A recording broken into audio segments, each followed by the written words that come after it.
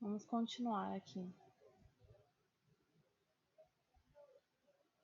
Milord, tenho que falar, disse Rabicho agora com pânico na voz. Durante a nossa viagem, repassei mentalmente o plano, Milord. O desaparecimento de Berta Jorkins não passará despercebido por muito tempo. E se dermos seguimento a ele, se o enfeitiçar... Se, murmurou a segunda voz. Se você der seguimento ao plano, Rabicho, o Ministério jamais precisará saber que mais alguém desapareceu. Você fará isso em surdina, sem confusão. Eu bem gostaria de fazer isso pessoalmente, mas na minha condição atual... Vamos, Rabicho. Mais um obstáculo vencido e o caminho até Harry Potter estará livre. Não estou pedindo que você haja sozinho. Até lá o meu fiel servo terá se reunido a nós. Eu sou seu servo fiel, disse Rabicho com um levíssimo traço de aborrecimento na voz. Rabicho, preciso de alguém com cérebro. Alguém que nunca tenha vacilado em sua lealdade.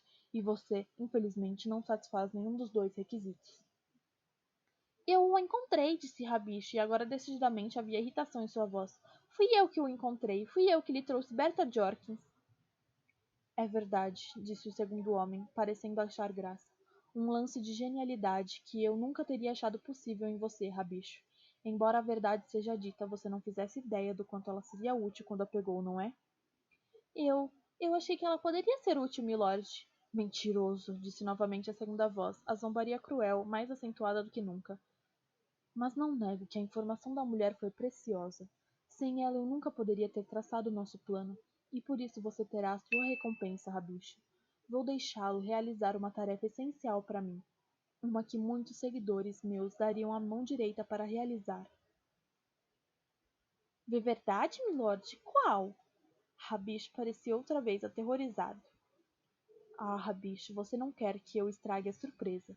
Sua parte virá bem no finzinho, mas prometo que você terá a honra de ser tão útil quanto Berta Jorkins. O senhor... A voz de Rabicho saiu repentinamente rouca, como se sua boca tivesse ficado muito seca. O senhor vai me matar também? Rabicho, disse a voz fria suavemente. Por que eu iria matá-lo? Matei Berta porque precisei. Ela não servia para mais nada depois do meu interrogatório, completamente inútil. Em todo caso, haveria perguntas embaraçosas se ela tivesse voltado ao ministério com a notícia de que encontrara você nas férias. Seria melhor que bruxos presumivelmente mortos não esbarrassem em bruxas do Ministério da Magia e em hotéis à beira de estradas. Rabicho murmurou alguma coisa tão baixinho que Franco não pôde ouvir, mas fez o segundo homem rir, uma risada sem alegria, fria como a sua fala. Poderíamos ter alterado a memória dela? Mas os feitiços da memória podem ser desfeitos por um bruxo poderoso, como eu provei ao interrogá-la. Teria sido um insulto à memória da bruxa não usar as informações que ela me forneceu, Rabicho. Fora no corredor, Franco de repente percebeu que a mão que segurava a bengala se tornara escorregadia de suor. O homem de voz fria tinha matado uma mulher, e falava disso sem um pingo de remorso. Divertia-se. Ele era perigoso, um doido, e estava planejando outros assassinatos. Esse garoto, Harry Potter, fosse ele quem fosse, corria perigo. O jardineiro sabia que o que devia fazer. Agora, como nunca antes, estava na hora de ir à polícia. Ele sairia silenciosamente da casa e iria direto à cabine telefônica no povoado. Mas a voz fria recomeçara a falar e Franco continuou onde estava, paralisado, escutando tudo o que podia. Mais um feitiço, meu fiel servo em Hogwarts, e Harry Potter será praticamente meu. Rabicho. Está decidido. Não haverá mais discussões, mas fique quieto. Acho que ouvi Nadine. E a voz do segundo homem mudou, começou a emitir ruídos que Franco jamais ouvira na vida. Sibilava e bufava sem inspirar. Franco achou que ele devia estar tendo algum tipo de ataque ou acesso. E então o jardineiro ouviu um movimento às suas costas no corredor escuro. Virou-se para olhar e quedou paralisado de medo. Alguma coisa deslizava em sua direção pelo chão escuro do corredor, e quando se aproximou da nesga de luz, ele percebeu, com um choque de terror, que era uma cobra gigantesca, no mínimo com 3 metros de comprimento. Apavorado, pregado no chão, ele viu aquele corpo ondulante abrir uma trilha larga e curva na poeira espessa do chão. Sempre mais próximo. Que faria? O único meio de fugir era entrar no quarto onde os dois homens estavam sentados planejando matar. Mas se ele ficasse onde estava, a cobra certamente o mataria. Mas antes que se decidisse, a cobra emparelhou com ele e então, incrivelmente, milagrosamente, passou. Orientava-se pelos silvos e bufos que a voz fria emitia do outro lado da porta, e em segundos a ponta do rabo da cobra malhada de losangos desapareceu pela abertura. Havia suor na testa de Franco agora e a mão na bengala tremia. No quarto, a voz fria continuava a silvar e ocorreu a Franco uma ideia estranha, uma ideia impossível. Esse homem podia falar com as cobras. Franco não entendia o que estava acontecendo. Queria mais do que tudo voltar para a cama com a sua bolsa de água quente. O problema é que suas pernas não pareciam querer se mexer. Enquanto estava parado ali, trêmulo, tentando se controlar, a voz fria voltou de repente a falar em inglês. Nadine trouxe notícias interessantes, Rabicho. Verdade, milord? Respondeu Rabicho. Verdade. Segundo Nadine, tem um velho trouxa parado do lado de fora do quarto, escutando cada palavra que dizemos. Franco não teve a menor chance de se esconder. Ouviu passos e em seguida a porta do quarto se escancarou. Um homem baixo de cabelos grisalhos e ralos, um nariz pequeno e pontudo, olhos lacrimosos, parou diante dele com uma mescla de medo e susto no rosto. Convide-o a entrar, Rabicho. Onde está sua educação? A voz fria vinha de uma velha poltrona diante da lareira, mas Franco não conseguia ver quem falava. A cobra, por sua vez, se enroscara no tapete podre diante da lareira, em uma medonha imitação de bichinho de estimação. Rabicho fez sinal para Franco entrar. Embora continuasse profundamente abalado, Franco segurou com firmeza a bengala e, cocheando, cruzou o portal. O fogo na lareira era a única fonte de luz no quarto. Projetava sombras longas e aranhosas nas paredes. Franco fixou o olhar nas costas da poltrona. O homem sentado nela parecia ser ainda menor do que seu criado, pois Franco não conseguia sequer ver a parte de trás de sua cabeça. Você ouviu tudo, trouxa? Perguntou a voz fria. Do que foi que o senhor me chamou? Perguntou Franco desafiando, porque, agora que estava dentro do quarto, agora que chegara a hora de agir, ele se sentia mais corajoso. Sempre fora assim na guerra. Chamei-o de trouxa, disse a voz calmamente. Isso quer dizer que você não é bruxo. Eu não sei o que o senhor quer dizer por trouxa, respondeu Franco com a voz mais firme. Só sei que esta noite ouvi o suficiente para despertar o interesse da polícia. Ah, isto eu ouvi. O senhor já matou uma vez e está planejando matar mais. E vou lhe dizer outra coisa, acrescentou numa súbita inspiração. Minha mulher sabe que estou aqui, e se eu não voltar... Você não tem mulher, disse a voz fria, muito baixinho. Ninguém sabe que você está aqui.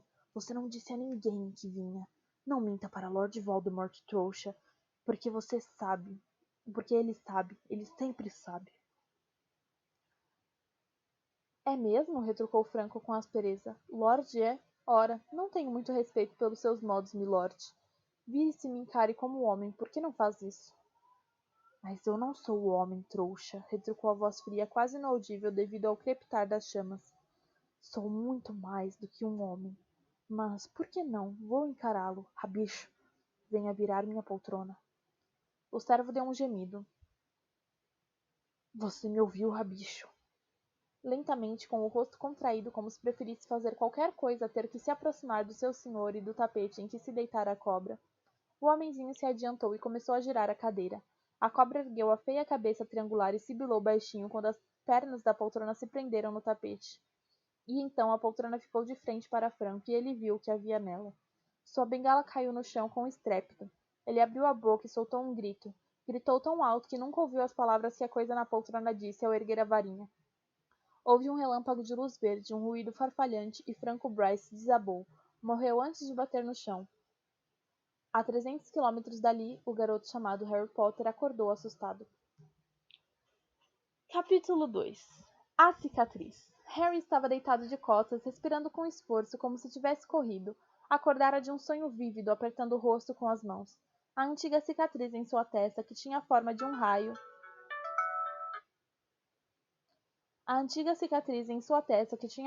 raio, ardia sob seus dedos como se alguém tivesse comprimido sua pele com um arame em brasa.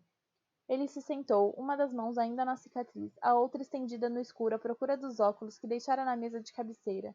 Ele os colocou e o quarto entrou em foco, iluminado por uma luz fraca e nevoada vinda de um lampião de rua fora da janela. Harry tornou a passar os dedos pela cicatriz. Continuava dolorida. Ele acendeu o abajur ao seu lado, saiu da cama, atravessou o quarto, abriu o guarda-roupa e espiou no espelho que havia do lado interno da porta. Um menino magricela de 14 anos olhou para ele, os olhos muito verdes e intrigados, sob os cabelos negros em desalinho. Examinou com mais atenção a cicatriz em sua imagem.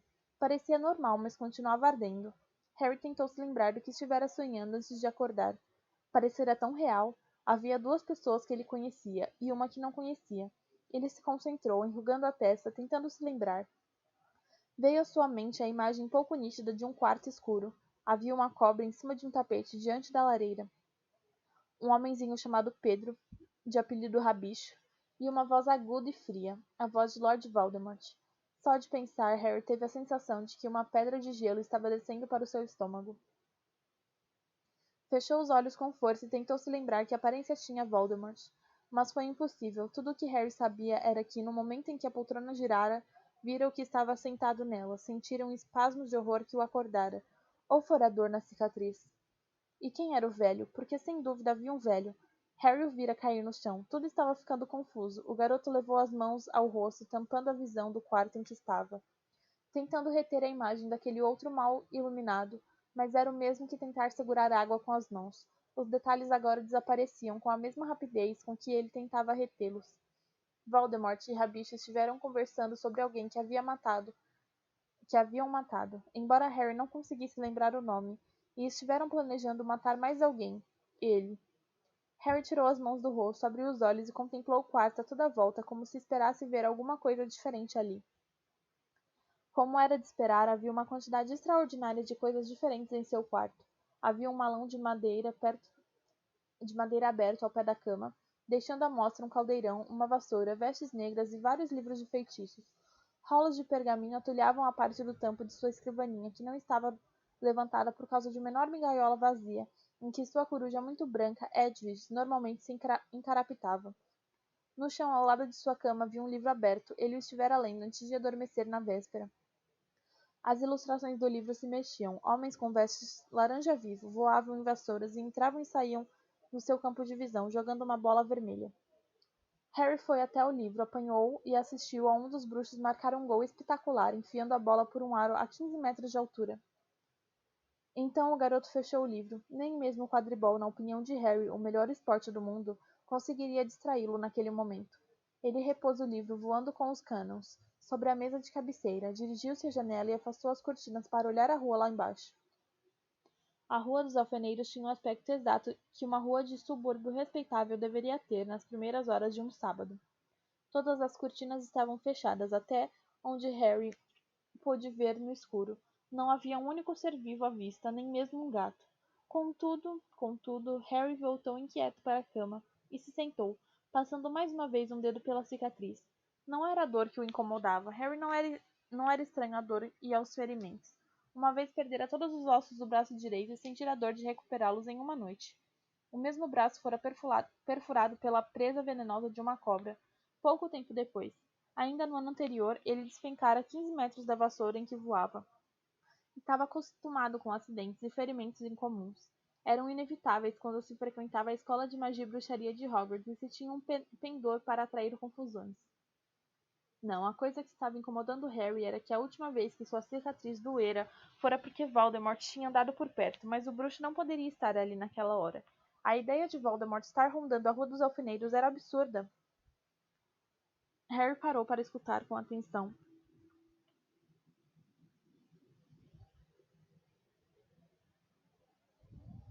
O silêncio à sua volta. Estaria esperando ouvir o rangido de um degrau, o farfalhar de uma capa? Então teve um leve sobressalto. Seu primo Duda acabara de soltar um tremendo ronco no quarto ao lado. Harry deu em si mesmo uma sacudidela imaginária. Estava sendo burro. Não havia mais ninguém em casa, exceto o tio Walter e a tia Petúnia e Duda. E era evidente que eles ainda dormiam embalados por sonhos tranquilos e indolores. Era quando dormiam que Harry mais gostava dos Dursley, não porque não o ajudassem em nada quando estavam acordados. Tio Walter, tia Petúnia e Duda eram os únicos parentes vivos de Harry. Eram trouxas, não eram bruxos, que odiavam e desprezavam qualquer forma de magia, o que significava que Harry não era bem-vindo em sua casa, quando não era tão bem-vindo em sua casa quanto uma pelota de mofo. Eles explicaram as longas ausências de Harry nos últimos 3 anos, dizendo a todos que o garoto estudava no Centro St. Brutus para meninos irrecuperáveis.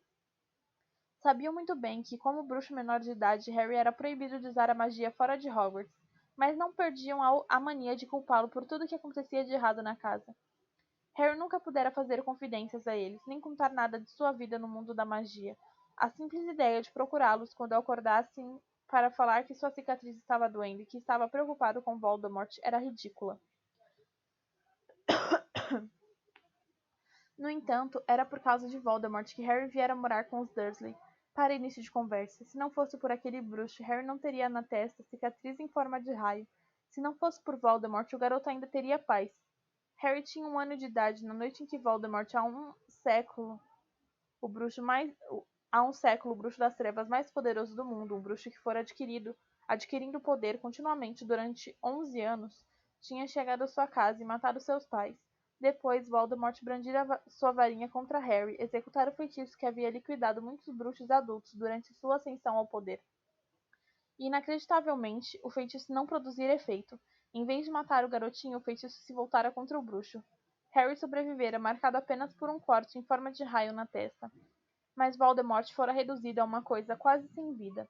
Despojado de seus poderes, a vida quase extinta, ele fugira. O terror que a comunidade tanto tempo, os seguidores de Voldemort debandaram e Harry Potter se tornou famoso. Harry tivera um choque de bom tamanho ao descobrir, no seu 11º aniversário, que era bruxo. Fora ainda mais desconcertante descobrir que todos no mundo secreto da magia conheciam seu nome, com cabeças que se viravam com isso.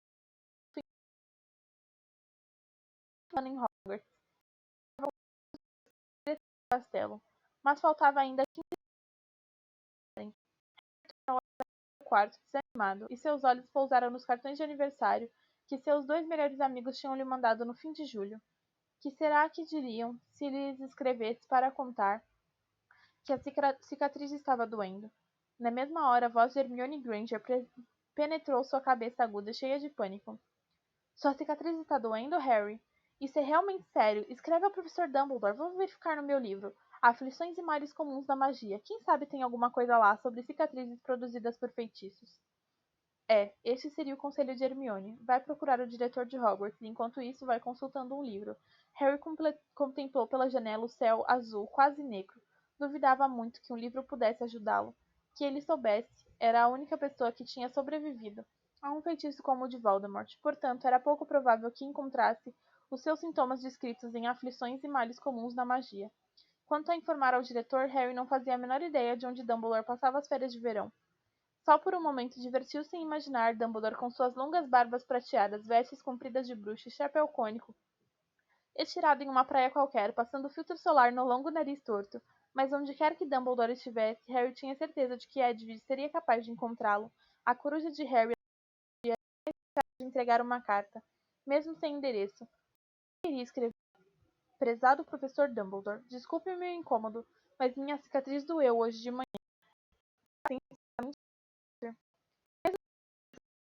Idiotas.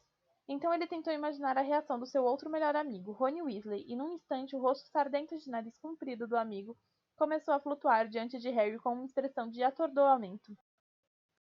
A cicatriz doeu? Mas pode estar por perto agora, pode, quero dizer. Você saberia, não saberia? Ele estaria tentando matar você outra vez, não é? A cicatriz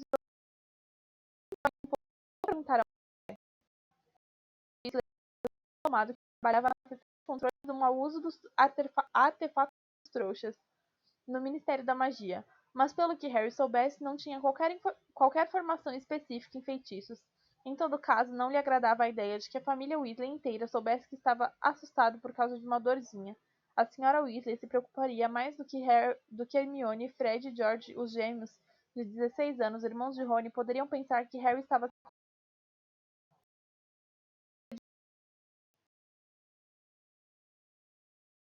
e as esperanças que o convidassem deles uma hora dessas. Alguma coisa. E Harry não queria que sua visita fosse pontuada por o garoto massageou a cicatriz com os nossos. O que ele realmente queria, quase envergonhado de admitir para mim, era alguém como um pai ou um adulto que pudesse pedir um conselho sem se sentir burro, alguém que gostasse dele, que tivesse tido das trevas. E então lhe ocorreu a solução. Era tão simples, tão óbvia, que ele nem podia acreditar que tivesse levado tanto tempo para lembrar. Sirius!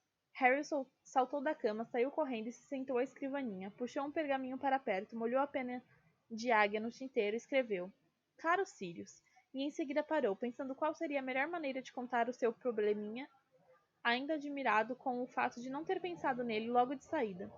Mas por outro lado, talvez não merecesse tanta admiração. Afinal, ele só descobrira que Sirius era seu padrinho fazia 2 meses. Havia uma razão simples para a absoluta ausência de Sirius da vida de Harry até aquele momento. O bruxo estivera em Azkaban, a assustadora prisão de bruxos guardada por dementadores, criaturas malignas que não possuíam olhos, sugavam a alma das pessoas e tinham ido a Hogwarts procurar Sirius quando ele fugira. Porém, o bruxo era inocente. As mortes pelas quais fora condenado tinham sido cometidas por Rabicho, seguidor de Voldemort, que quase todos ainda pensavam estar morto. Harry, Ron e Hermione sabiam que não. Tinham encontrado Rabicho cara a cara no ano anterior, embora apenas o professor Dumbledore tivesse acreditado na história que eles contaram. Durante uma gloriosa hora, Harry acreditara que finalmente deixaria a casa dos Dursley, porque Sirius se oferecera para ficar com ele depois que limpasse o próprio nome. Mas a oportunidade lhe fora roubada. Rabicho escapara antes que pudessem levá-lo ao Ministério da Magia, e Sirius teve de fugir para salvar a vida. Harry o ajudara a escapar montado em um hipogrifo chamado Bicurso, e desde então Sirius estava foragido. A casa que Harry poderia ter tido se Rabicho não tivesse desaparecido o atormentara o verão inteiro. Fora 2 vezes mais penoso voltar para os Dursley sabendo que quase se livrara deles para sempre. Ainda assim, Sirius vinha ajudando Harry mesmo sem poder estar presente. Graças ao padrinho, Harry agora tinha todo o seu material escolar guardado no quarto. Os Dursley nunca haviam permitido isso. O desejo geral de tornar a vida de Harry o mais infeliz possível, somado ao medo dos seus poderes, levara os tios, nos verões anteriores, a trancar o malão de escola do garoto no armário sob a escada. Mas a atitude dos Dursley mudara desde que descobriram que Harry tinha um perigoso condenado como padrinho. Harry, convenientemente, se esquecera de acrescentar que Sirius era inocente. O garoto recebera 2 cartas de Sirius desde que voltara à Rua dos Alfeneiros. Ambas tinham sido entregues não por corujas, como era costume entre os bruxos, mas por grandes e coloridos pássaros tropicais. Edwige não aprovara aqueles intrusos espalhafatosos. Relutara muito a permitir que eles usassem o seu bebedouro antes de irem embora. Harry, por outro lado, gostara muito das aves. Fizeram-no lembrar palmeiras e praias de areia branca, e ele desejara que, onde quer que o padrinho estivesse, Sirius nunca dizia, temendo que as cartas fossem interceptadas, que estivesse se divertindo. Por alguma razão, Harry achava difícil imaginar dementadores que sobrevivessem muito tempo sob o sol forte. Talvez por isso é que Sirius tivesse rumado para o sul.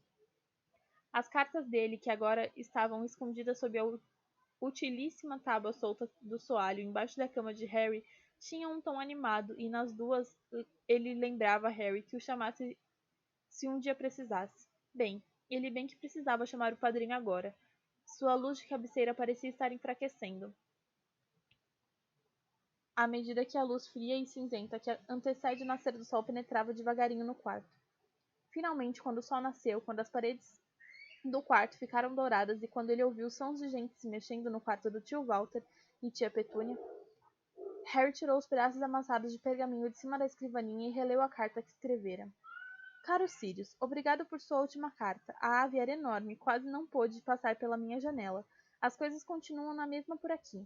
A dieta de Duda não está dando muito certo. Minha tia o pegou contrabandeando rosquinhas fritas e açucaradas para dentro do quarto, ontem. Meus tios disseram que vão ter de cortar a mesada dele caso ele continue fazendo isso. Então Duda ficou com muita raiva e atirou pela janela o PlayStation.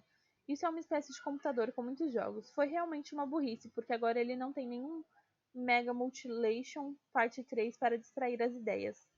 Eu vou bem, principalmente porque os Dursley estão apavorados que você possa aparecer e transformar eles em morcegos se eu pedir. Mas aconteceu uma coisa estranha hoje de madrugada. Minha cicatriz doeu outra vez. A última vez que isso aconteceu foi porque Voldemort estava em Hogwarts. Mas acho que ele não pode estar por perto agora, pode? Você sabe se cicatrizes produzidas por um feitiço podem doer até anos depois? Vou mandar esta carta quando Edwige voltar. No momento ela saiu para caçar. Diga olá ao Bicuço por mim. Harry. Pensou Harry, parecia boa, não fazia sentido incluir o sonho. Ele não queria que a carta deixasse transparecer que estava muito preocupado. O garoto enrolou o pergaminho e deixou-o em cima da escrivaninha, pronto para quando Edwige voltasse. Depois se levantou, se espreguiçou e abriu mais uma vez o guarda-roupa, sem olhar para a imagem refletida no espelho. Começou a se vestir para ir tomar o café da manhã.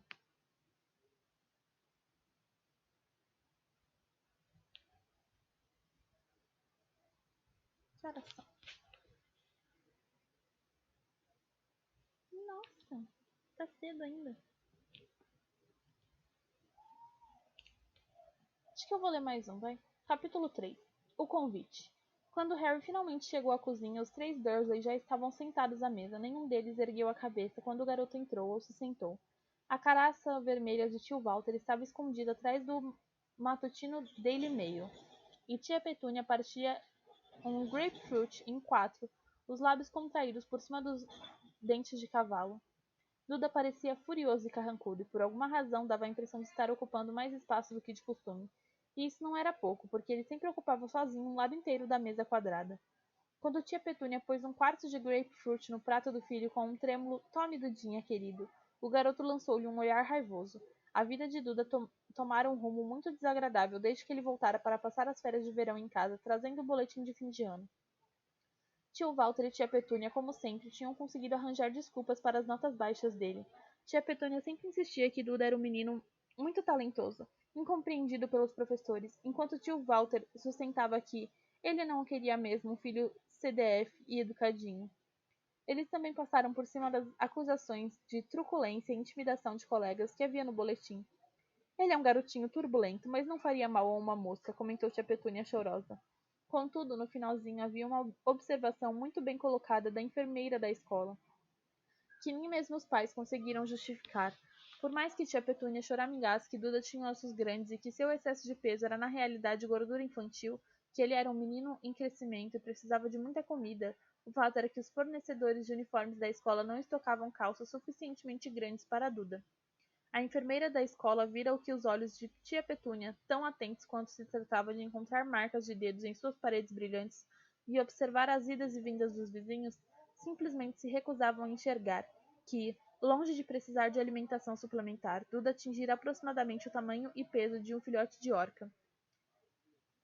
Então, depois de muitos acessos de raiva, muitas discussões que sacudiram o soalho do quarto de Harry e muitas lágrimas de tia Petúnia, o novo regime começara. A receita da dieta que a enfermeira da Smeltings enviara fora colada na geladeira, já esvaziada de todas as coisas que Duda mais gostava. Bebidas gasosas e bolos, garras de chocolate e hambúrgueres, e cheia de frutas, legumes e coisas que tio Walter chamava de comida de coelho. Para fazer Duda se sentir melhor com a mudança, tia Petúnia insistira que a família inteira seguisse a mesma dieta. Agora ela passava um quarto de grapefruit para Harry. O garoto reparou que o dele era bem menor do que o de Duda. A tia parecia sentir que a melhor maneira de manter o moral de Duda era providenciar para que ele, no mínimo, recebesse mais comida do que Harry. Mas tia Petúnia não sabia o que estava escondido sob as tábuas soltas do soalho no andar de cima. Não fazia a menor ideia de que Harry não estava seguindo dieta alguma. No momento em que descobriu que esperavam que ele sobrevivesse durante o verão comendo palitos de cenoura crua, Harry despachara Edwige da casa dos amigos com pedidos de ajuda, e eles tinham correspondido mais do que à altura. A coruja voltara da casa de Hermione com uma enorme caixa de lanchinhos sem açúcar. Os pais de Hermione eram dentistas. Hagrid, o guarda-caça de Hogwarts, comparecera com um saco de bolos que ele mesmo fabricara. Harry ainda não provara, tinha muita experiência com a culinária de Hagrid. A senhora Weasley, porém, mandara a coruja da família Errol com um enorme bolo de frutas e tortinhas variadas. O coitado do Errol, que era velho e fraco, precisara de 5 dias inteiros para se recuperar da viagem. Então, no aniversário de Harry, a que os Dursley sequer deram atenção, ele recebera 4 esplêndidos bolos de aniversário de Rony, Hermione, Hagrid e Sirius. Ainda lhe restavam 2, e sabendo que teria um café da manhã de verdade quando voltasse ao seu quarto, ele começou a comer a grapefruit sem reclamar. Tio Walter pôs de lado o jornal com um profundo suspiro de desaprovação e olhou para o seu quarto de grapefruit. É só isso? Perguntou em tom de reclamação a tia Petúnia. A mulher lhe lançou um olhar severo e indicou com a cabeça o filho, que já acabara de comer o seu quarto de fruta e estava cobiçando o de Harry. com um olhar azedo nos olhinhos de porco. Tio Walter soltou um grande suspiro que arrepiou sua espessa bigodeira e apanhou a colher ao lado do prato. A campainha da porta tocou. Ele se levantou penosamente da cadeira e saiu em direção ao hall, enquanto a mãe se ocupava com a chaleira. Luda furtou o resto de grapefruit do pai.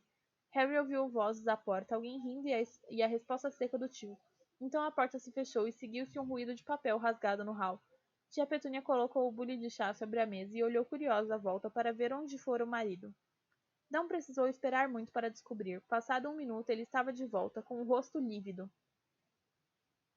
Você! Vociferou ele para Harry, na sala de estar, agora! Espantado, perguntando-se o que teria feito dessa vez, Harry se levantou e acompanhou o tio para fora da cozinha e rumaram para o aposento vizinho. Walter fechou a porta com força depois que ele e o sobrinho entraram. Então, disse o tio, indo até a lareira e se virando para encarar Harry, como se estivesse prestes a lhe dar voz de prisão. Então, Harry teria adorado responder qual é, mas achou que a boa disposição do tio não deveria ser testada assim cedinho, principalmente se já estava sob forte estresse por falta de comida. Então decidiu fazer cara de quem está educadamente intrigado. Isto acabou de chegar, disse o tio e brandiu na cara de Harry a folha de papel de carta roxo. Uma carta, a seu respeito. A confusão de Harry aumentou. Quem estaria escrevendo a tio Walter a respeito dele? Quem é que ele conhecia que mandava cartas pelo correio?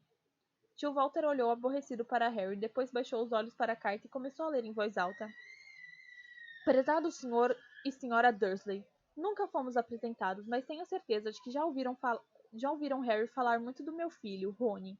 Como Harry deve ter lhes contado, a final da Copa Mundial de Quadribol vai se realizar na próxima segunda-feira à noite, e meu marido Arthur conseguiu arranjar ótimos lugares para o jogo por intermédio de conhecidos do Departamento de Jogos e Esportes Mágicos.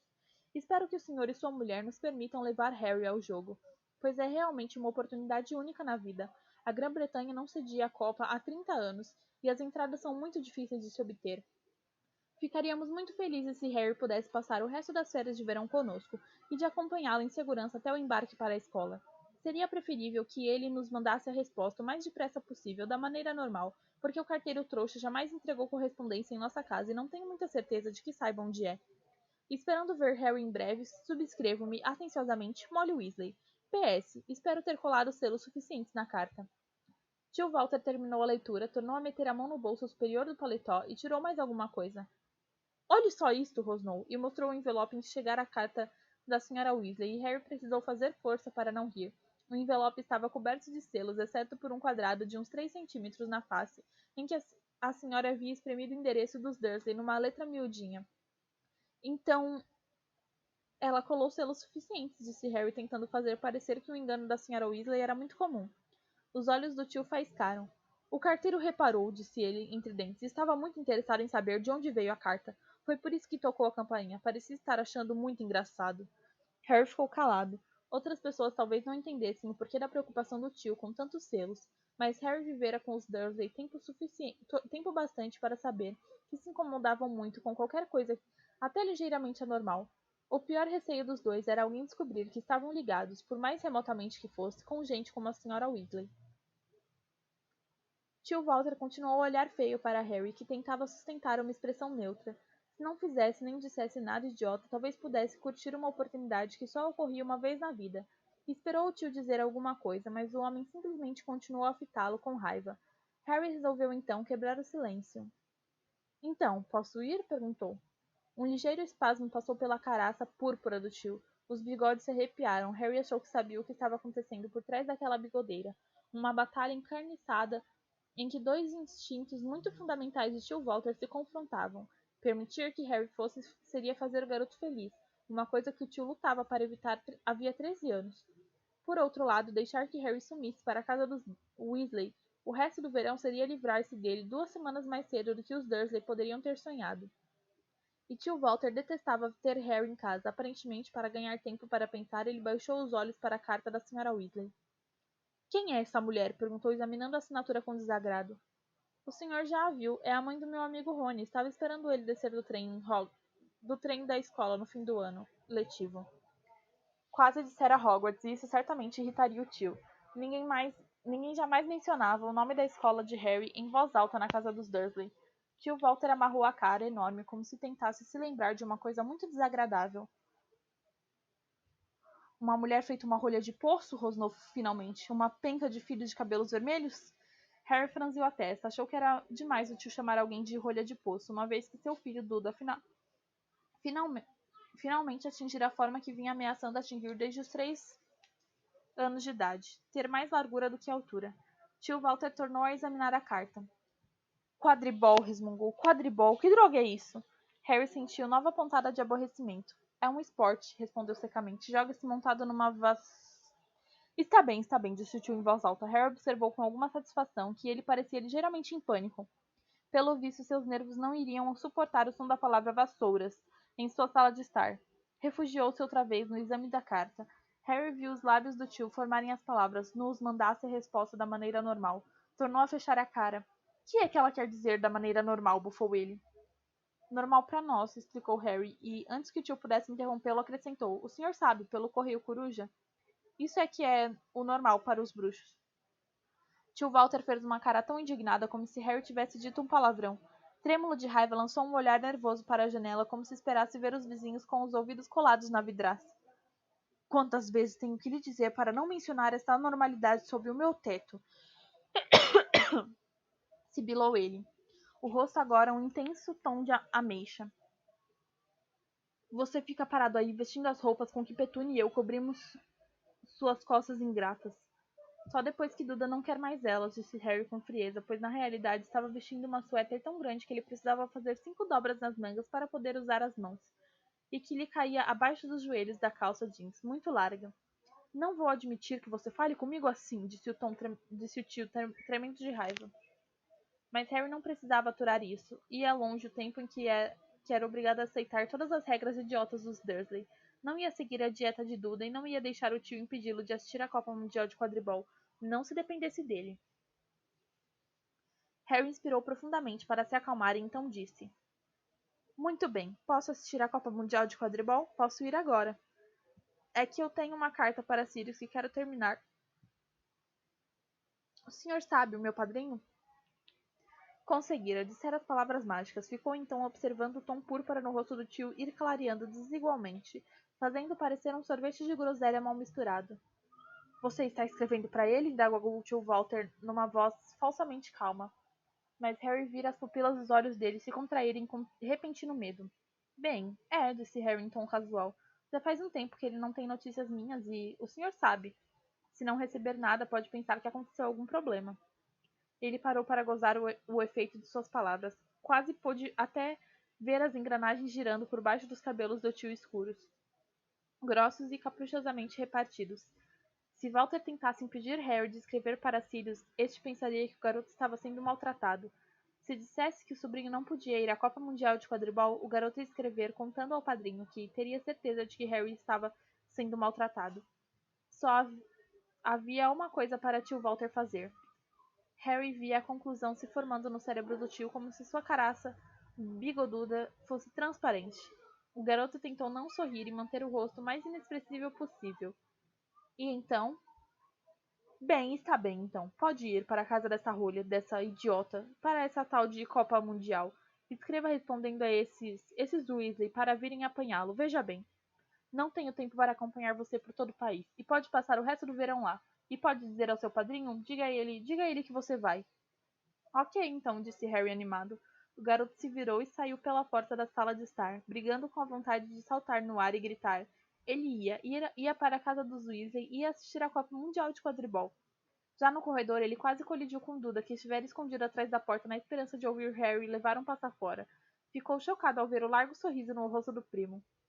Foi um excelente café da manhã, não foi? Exclamou Harry. Estou de barriga cheia, você não?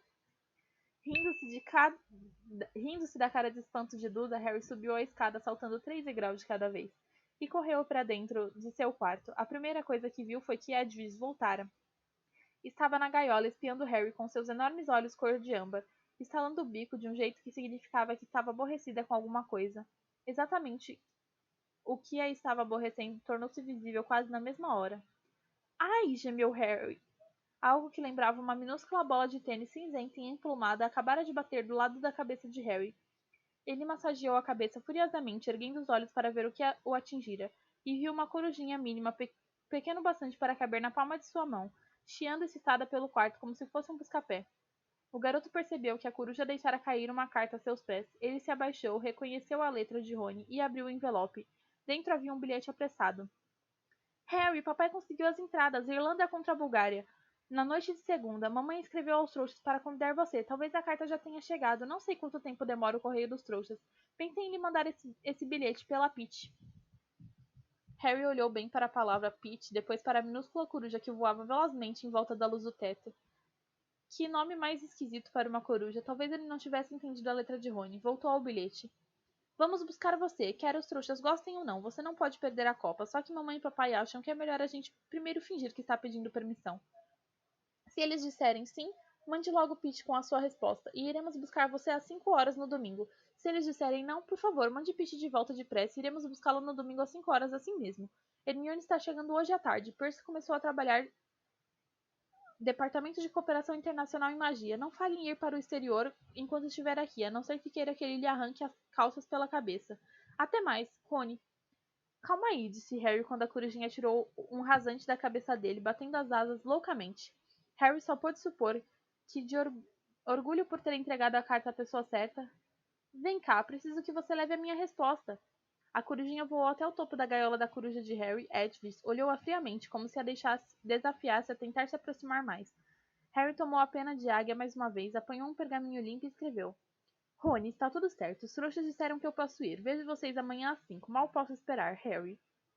Depois dobrou o bilhete muitas vezes e, com imensa dificuldade, prendeu-o na perna da corujinha, que pulava no mesmo lugar de tanta excitação. No instante em que o bilhete ficou preso, a coruja partiu, disparou pela janela e se perdeu de vista.